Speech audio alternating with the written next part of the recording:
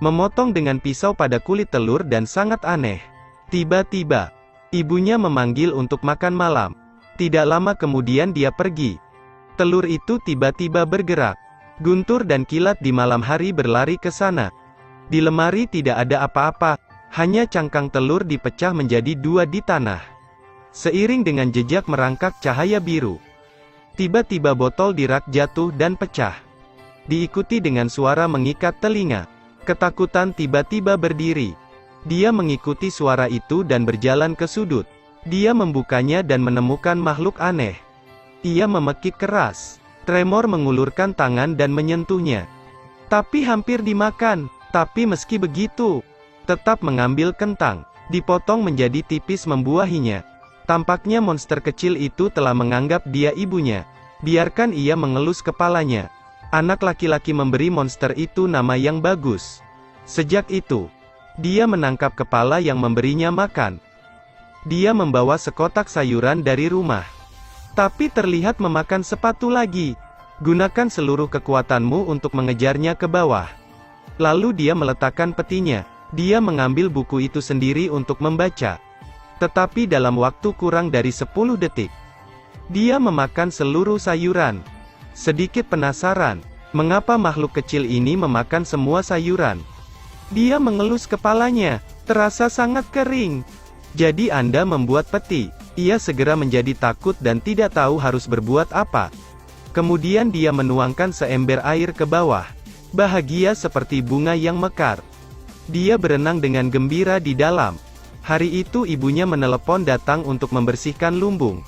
Dia mendorong ember air keluar dan mengosongkannya. Cepat langkah untuk menutupinya. Tapi kotaknya kosong, meleset dan berguling menuruni tangga. Kemudian terlihat bahagia seperti anak kecil. Sekarang dia melihat tangga lagi. Semua orang tahu itu. Penampilannya menarik perhatian anjing. Keempat mata itu saling memandang dengan firasat buruk. Jadi dia cepat-cepat kabur. Pada saat bahaya anjing mendapat ditarik ke belakang. Itu hanya bisa menatap kosong ke atas tangga. Kakak baru saja menyalakan air untuk mandi. Lalu kembali ke kamar untuk ambil celana dan kemeja melihat itu dan diam-diam merangkak ke sana. Kecewa pulang kampung dan mendengar jeritan adiknya. Dia buru-buru berlari untuk melihat dan mencoba menemukannya di bak mandi. Dia mencoba yang terbaik untuk menjelaskan ke kakak. Ini adalah hewan peliharaan saya. Tapi jika dilihat lebih dekat, jauh lebih besar. Karena ibu tidak mengizinkan hewan peliharaan. Jadi dia memohon pada kakaknya untuk merahasiakannya. Kakak belum pernah melihat makhluk ini. Aku juga sangat penasaran, dan menerima dia. Tapi lapar saja sudah membuat menangis. Set ini yaitu menarik. Staf memperbaiki keran di kamar. Dia mendorong masuk. Dan melihat wajah panik kedua kakak beradik itu. Itu ada apa? Membuatku terekspos. Beruntung bisa belajar secara luas. Aku langsung mengenali, legenda di danau ada monster laut. Ini adalah simbion jantan dan betina. Sebelum mati ia akan meninggalkan telur. Jadi masing-masing lahir makhluk yang bertelur semuanya. Enhi hanya satu. Sekarang suara ibu memanggilnya memohon Louis untuk tidak memberitahu ibunya. Louis setuju saat ibu masuk ke kamar mandi. Maka itu bukan tidak terlihat. Ternyata dia bersembunyi jauh di dalam toilet. Awalnya kamu pikir kamu akan tumbuh di sini dengan damai. Tapi kedatangan tentara merusak perdamaian itu. Ada monster yang bergegas keluar dari toilet. Pria itu segera menutup mulutnya. Dan katakanlah keluar. Monster itu bersin.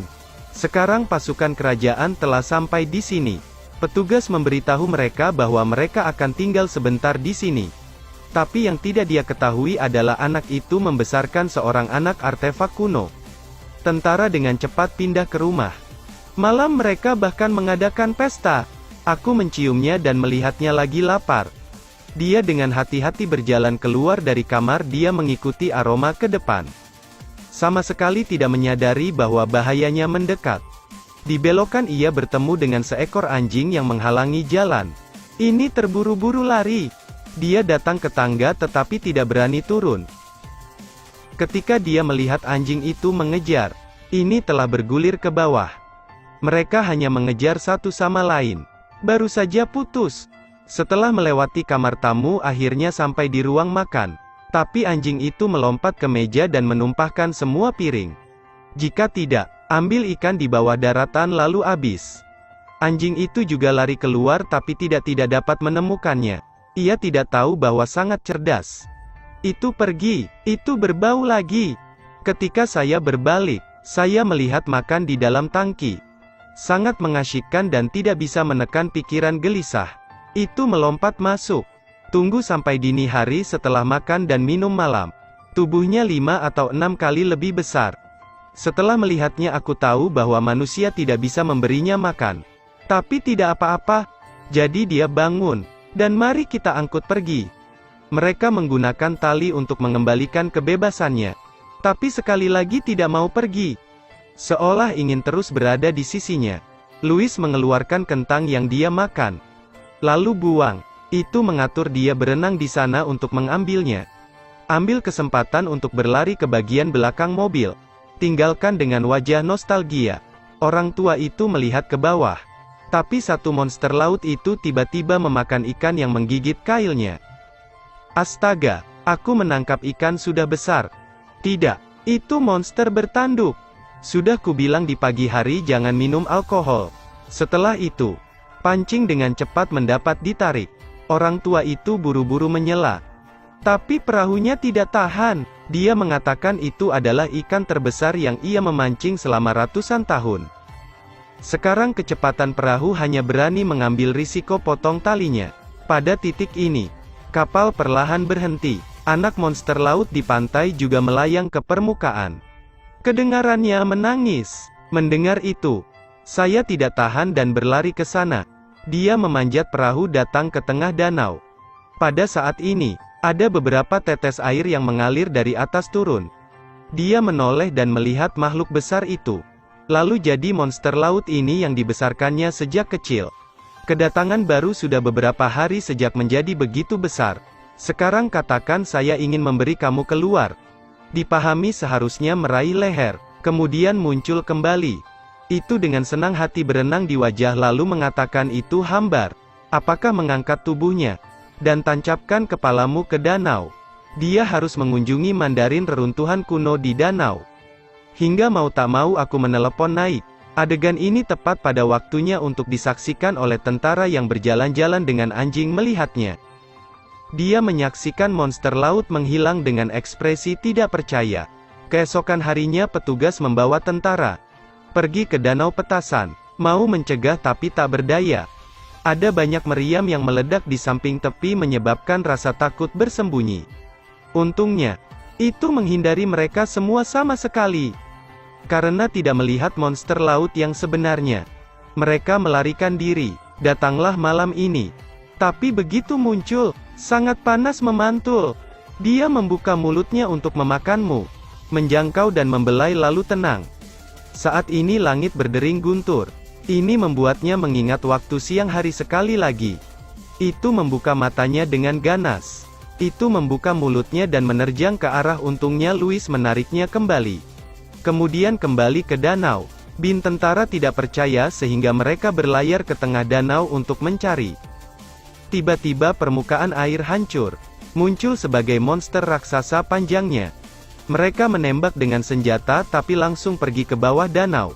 Itu menggunakan semua kekuatannya untuk mendorong perahu. Setelah membuat perahu terbalik dan kembali lagi, ini memprovokasi menatap para prajurit. Kemudian ia menjemput mereka untuk bermain. Terakhir juga ke sana. Dia dengan cepat memanggil untuk berhenti. Saat ini dia mendapat slip. Dia tidak bisa berenang, jadi dia langsung tenggelam ke dasar danau. Melihat ini, ia segera meninggalkan para prajurit. Dan masukkan kepalamu ke dalam air. Setelah menggigit, itu perlahan-lahan menempatkannya di pantai. Untung dia bangun, mengulurkan tangan dan membelainya. Ada ibumu saat dia melihat pemandangan ini. Saat mengetahui bahwa monster itu benar-benar dibangkitkan dan menyusui, dia langsung naif dan tiba-tiba permukaan danau diledakkan oleh bom. Aku tahu itu tidak bisa dibiarkan di danau ini lagi. Itu memaksa di pantai tidak berhenti menembaki danau. Perintahkan untuk menghindari serangan bom. Beberapa kali peluru telah melewatinya. Saat ini, tim menarik jaring besi untuk menghentikan kapal selam. Ini seperti sebuah tembok menghalangi jalan itu. Ibu menentang bahaya pengejaran.